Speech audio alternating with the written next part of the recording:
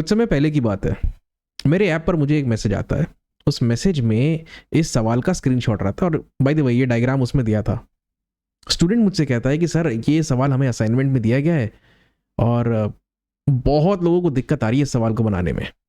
जो बना भी लिए हैं तो वो भी कंफ्यूज है कि कुछ सही किया है कि नहीं किया है, और कई बार हम टीचर के पास लेके गए तो उन्होंने कहा कि तुमने इसका फ्री बॉडी डायग्राम नहीं बनाया, तुमने ये गलती कर दी, वो गलती कर दी। तो सर इसका सही सोल्यूशन बताइए जो हम आगे अपने असाइनमेंट कंप्लीट कर पाए। तो बिल्कुल बताएंगे। और एक और चीज़ मैंने बच्चों से पूछी कि भाई आपके टीचर कौन सी पुस्तक फॉलो करते हैं, तो उन्होंने बताया कि सर ये सवाल जो है वो टिमोशेंको एंड यंग से आया है। तो मैंने भी सन 2006 में टिमोशेंको एंड यंग अपने फ्रेंड से उधार ली थी। खैर उसकी एक अलग कहानी है, आपको बताएंगे फिर कभी, ठीक है। तो ये है मेरे पास टिमोशेंको एंड यंग, बहुत पुराना एडिशन है, मेरे ख्याल में तीसरा या चौथा ही एडिशन होगा, लेकिन बहुत ही खूबसूरत पुस्तक है। जो कुछ भी लिखा गया है ना, इतना ब्रीफली लिखा गया है, इतना टू द पॉइंट लिखा गया है, आपको सोचने पर मजबूर करेगा। आप पढ़ते जाओगे, अपने दिमाग के गियर्स चलाते जाओगे और सीखते जाओगे। तो काफ़ी काम आई ये पुस्तक मेरे। इनफैक्ट फ्रिक्शन का चैप्टर 2 से 3 पेजेस में इन्होंने फिनिश किया, मतलब थियोरेटिकल कॉन्सेप्ट्स, डेरिवेशंस, ये सारी चीज़ें जो है। डेरिवेशन तो वैसे एज सच उसमें कुछ है नहीं, ठीक है। तो बड़ा ही इंटरेस्टिंग है। तो मुद्दे पर आते हैं, ठीक है सर। और बुक कैसे मिली इसकी कहानी बताऊंगा अभी थोड़ी देर में, ठीक है। आते हैं, इंटरवल में बताएंगे। 2 स्मूथ सिलेंडर्स हैं ए और बी, बहुत बढ़िया, ओके सर। अब ईच वेइंग 445 न्यूटन्स, ठीक है जी। दोनों का वेट कितना है? 445 न्यूटन्स, बहुत बढ़िया। रेडियस है 152, 152। ये जो है ना, यहां से लेके यहां तक कितना है? 152, ठीक है। Are connected at their centres by string A B of length 406 mm and rest upon a horizontal plane. ये दोनों के दोनों जो सिलेंडर्स हैं 445 न्यूटन वाले, इन दोनों के सेंटर्स को एक स्ट्रिंग से कनेक्ट कर दिया गया, ठीक है। मतलब ये अपने जगह से हिल नहीं पाएंगे, इधर राइट या ये लेफ्ट में नहीं जा पाएगा। अब इसकी क्या कहानी, थोड़ी देर में आते हैं।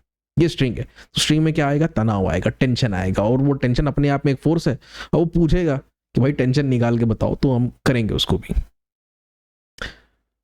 Supporting above them a third cylinder C of weight 890 newtons and radius 152 mm। तो इन दोनों के ऊपर एक सिलेंडर C, तीसरे सिलेंडर को सपोर्ट दिया गया है, जिसका वेट इनके मुकाबले डबल है, 890 न्यूटन का है, और लेकिन रेडियस जो है वो 152 का ही है। यार ये हो सकता है कि इसका मटेरियल स्टील हो और ये थोड़े हल्के मटेरियल का हो, शायद एल्यूमिनियम हो, ओके।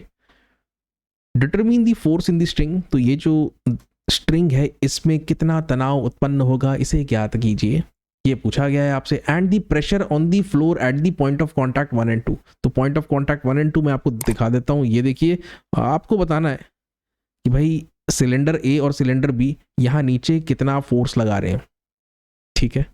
तो आप अगर सोच के देखो, सिलेंडर जब इस जमीन के साथ कांटेक्ट में रहेगा, एक लाइन कांटेक्ट होगा, ना कि वो सरफेस कांटेक्ट होगा। तो प्रेशर, फोर्स अपॉन एरिया, वो सबका टेंशन मत लेना। यहाँ पे प्रेशर लिखा है तो आप ये समझो कि आपको क्या कैलकुलेट करना है? फोर्स कैलकुलेट करना है। लेकिन ये आप कैसे करोगे? तो देखिए, अगर आप यहाँ पर रिएक्शन निकाल लेते हो, देखिए जमीन से उसको एक रिएक्शन मिलेगा ऊपर की तरफ, तो ये भी जमीन को एक फोर्स लगाएगा नीचे की तरफ, इक्वल अमाउंट का, ठीक है। तो अगर आप रिएक्शन 1 और रिएक्शन 2 कैलकुलेट कर लेते हैं, मतलब आप जमीन पर लगने वाला फोर्स भी कैलकुलेट कर लेंगे from cylinder A and cylinder B. ये है सवाल, और मेन चीज तो ये है भाई, ठीक है। जैसे ही आप इसको रख देंगे ना यहाँ पर, इसमें क्या डेवलप हो जाएगा? एक टेंशन ऑटोमेटिकली जनरेट हो जाएगा, जो कि आपको कैलकुलेट करना है। और यह पूरी की पूरी व्यवस्था जो है, सिस्टम जो है, वह इक्विलिब्रियम में। 10 मिनट में बनाना है इसको, स्टार्ट करें। सर सबसे पहले क्या करेंगे? तो सबसे पहले आपको एक बड़ा ही कॉमन सेंस वाला अप्रोच बता रहा हूं मैं, उसको देखो। लेकिन वो अप्रोच हर जगह नहीं चलेगा ना, इस सवाल में चल जाएगा। ये सेंटर है, इस सेंटर से मैं एक वर्टिकल लाइन पास करता हूं। जैसा हिसाब किताब इस लाइन के लेफ्ट में है, सेम कहां पे? राइट में। हाँ सर ये बात बिल्कुल ठीक है, कोई दिक्कत नहीं। अगर ऐसा है तो देखिए, ये 445 है, ये भी 445 है, ये 890 को मैं ब्रेक कर सकता हूं 445 में, और ये भी 445 में। तो आप कह सकते हो इस 445 को और इस 445 को अगर हम ऐड कर दे तो 890 होता है। तो यहां पर जो रिएक्शन आएगा, जो R1 आएगा, ये कितने के बराबर आएगा? 890। और यही सेम लॉजिक आप यहां पे लगा सकते हो, ठीक है। तो यहां पर भी रिएक्शन कितना आएगा? 890 आएगा। तो आपका एक काम तो ऑलरेडी हो चुका है।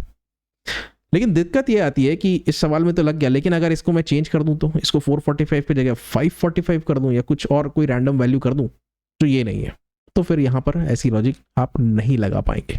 ठीक है, तो इसको चाहो तो आप फॉलो कर सकते हो इस पर्टिकुलर क्वेश्चन में, बट ये मेरा सुझाव नहीं रहेगा। तो मैं आपको एक चीज़ दिखा देता हूँ, अगर आप पूरे सिस्टम का फ्री बॉडी डायग्राम लेके चलेंगे तो ज़मीन से ही उसको रिएक्शन मिल रहा है और कुछ नहीं है। ठीक है, यही एक सपोर्ट आपको हटाना पड़ेगा, इन तीनों को एज अ होल मान के चल रहा हूँ मैं।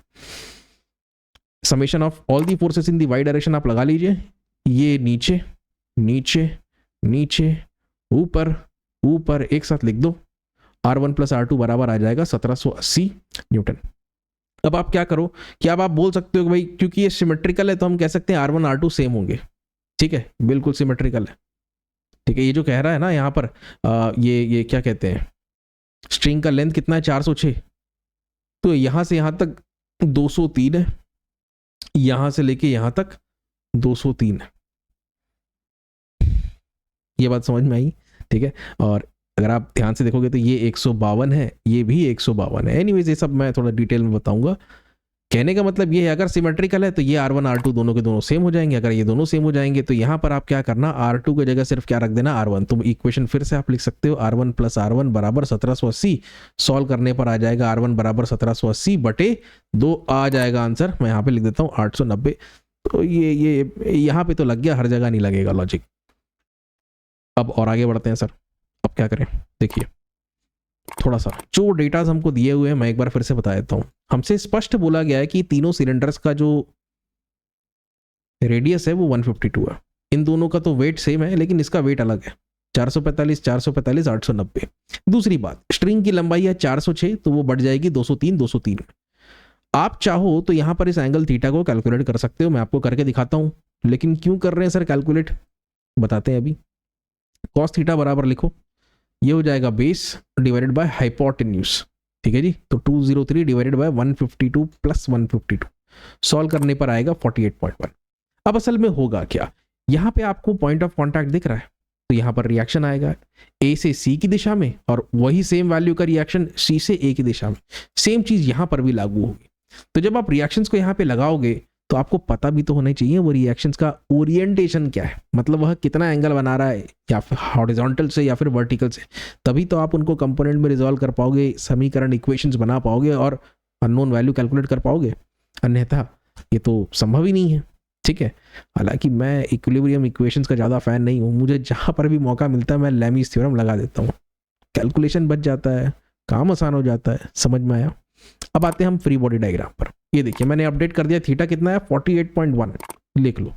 इधर भी कितना आएगा सर, यहाँ पर भी सेम आएगा, तो थोड़ी देर में अपडेट हो जाएगा, चिंता ना करें। 1 2 3 4 1 और 2 जमीन के साथ पॉइंट ऑफ कांटेक्ट है, 3 ए और सी के बीच में, 4 बी और सी के बीच में। फ्री बॉडी डायग्राम बनाने के लिए सबको एक दूसरे से अलग कर दो और उनको एनालाइज करो। तो देखिए ये R3 क्या है सर, तो R3 वह रिएक्शन है जो सी ए पर लगा रहा है यहां पर इस दिशा में, R3 वह रिएक्शन है जो ए सी पर लगा रहा है इस दिशा में, और सेम चीज आप R4 के लिए भी लागू होगा। अब आप समझ गए, मैंने एंगल्स भी अपडेट कर दिए। अब क्या करें सर, एक काम करते हैं, सिर्फ इस सी पर ध्यान देते हैं।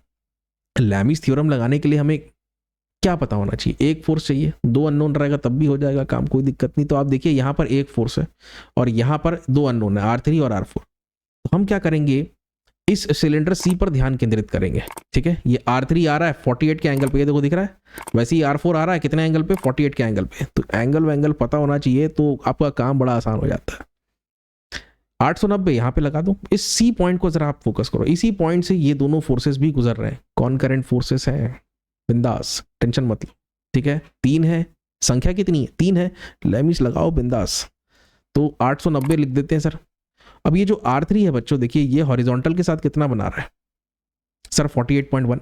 तो यहाँ तो वो इस पॉइंट को अप्रोच कर रहा है, लेकिन यहाँ पर मैं डायग्राम में फिर से बना रहा हूँ, इस पॉइंट से दूर जाता हुआ आपको नजर आएगा क्या, R3। तो ये कुछ ऐसा बनेगा 48.1 हॉरिजॉन्टल से। Similarly R4 48.1। ओके सर, ये तो समझ गए। अब लगाते हैं लैमीज थ्योरम। सबसे पहले पकड़ते हैं 890 को। तो 890 को जैसे ही आप पकड़ोगे तो आपको चाहिए कि भाई ये दोनों रिमेनिंग फोर्सेस के बीच का एंगल कितना है, तो सर 180 में से 48.1 और 48.1 घटा देते हैं। लग क्या? लेमिस थ्योरम नहीं पढ़े हो तो भाई पढ़ लो, बड़ा आसान है। किसी भी आप फोर्स को पकड़ो और बाकी जो दो फोर्सेस हैं उनके बीच के एंगल का साइन लेना है। इतना होने के बाद अब हम पकड़ते हैं किसको? R4 को। R4 को हमने पकड़ा तो R3 और 890 के बीच का एंगल लेना है। तो ये साफ साफ दिख रहा है, ये है 90 डिग्रीज। तो 90 डिग्री में आप 48.1 को ऐड कर दीजिए तो ये काम हो जाएगा। ठीक है, बड़ा आसान है, देख लीजिए। और इसके लिए बताने की ज़रूरत है। ठीक है, ये एंगल कितना है? साइन ऑफ 90 प्लस 48.1 सेम होगा, इसमें कुछ अलग नहीं होगा। दोनों इक्वेशंस को सॉल्व करो, एक बार इसको सम्मान दो, एक बार इसको सम्मान दो, सॉल्व कर लो, इतना आ जाएगा। इतनी जल्दी हो गया।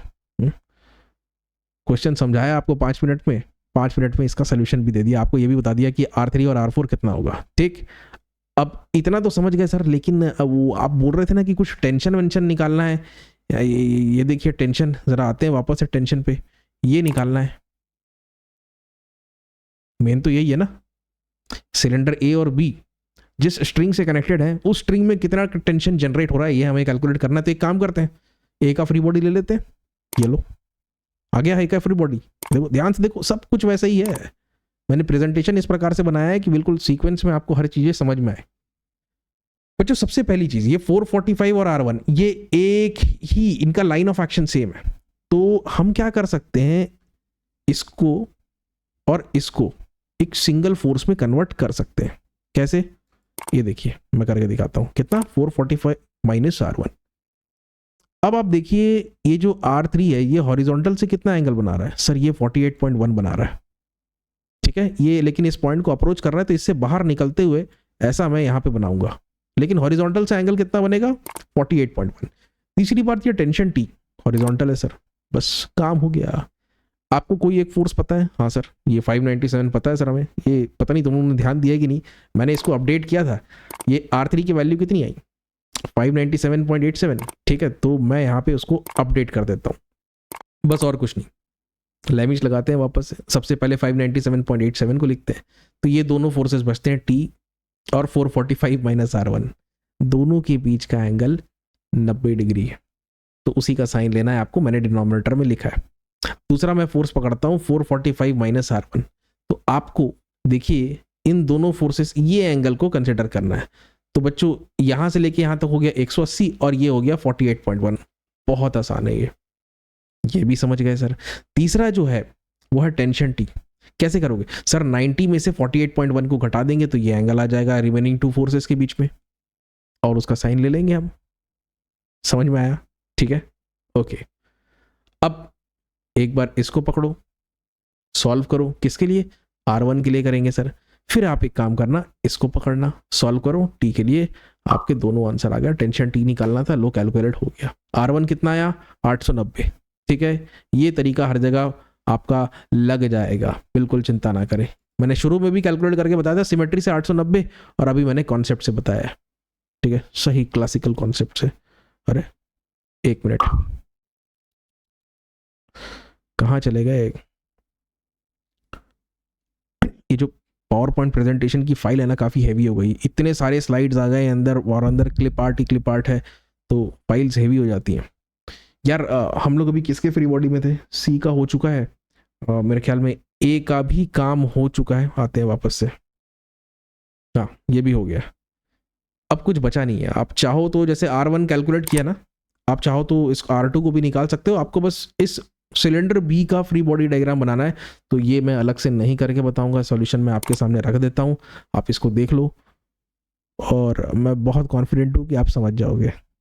ठीक है, डायरेक्शन थोड़े से रिवर्स हो गए हैं और कुछ नहीं है। बाकी सवाल में जो भी था समझाने लायक वो मैंने आपको समझा दिया है। और रही बात कहानी इस पुस्तक की, तो मेरा एक फ्रेंड था फर्स्ट ईयर में, स्कूल फ्रेंड ही था, मैंने और उसने इंजीनियरिंग स्टार्ट की।